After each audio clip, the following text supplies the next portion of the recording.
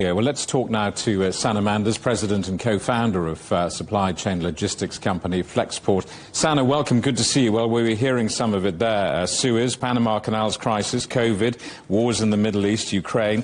Global supply chains really have been tested to destruction over recent years, haven't they?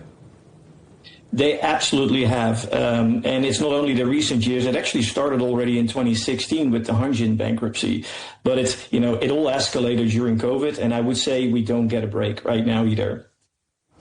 I just want to know, given all of this experience that your industry clearly now has, how challenging is it to establish alternative supply chains and shipping routes when the conventional paths are no longer available? Well, I think we first have to look at, what drives all this volatility, right? And there are basically four key drivers for it. Number one, demand has been very volatile. Demand has been very volatile during COVID, but also demand has been very volatile in the last couple of months, simply because when the Liberation Day tariffs were announced, initially you saw a massive drop in demand. Nobody was shipping. We saw around 50% drop out of China to the US overnight. 50. But then, conversely, when the truce was announced, you saw an intense rush to move cargo, leading to sharp price spikes. So that's on the demand side. But you also see on the supply side quite a lot of things happening. And the fundamental trend there is that there has been a lot of new build vessels coming to the fleet post-COVID. There has been a big boom during the COVID years. And those vessels are all now being released into the fleets, which leads to overcapacity over time. And on top of that, you have all these rocky rides as closing the Red Sea, Panama Canal droughts, etc., which leads to, I would say, long-term a situation where the prices are coming down simply because there's more supply than there is demand. But short term, it can go any direction. And we've seen that in the last couple of months. Now, going to your question on where does, how easy is it to reshape your supply chain?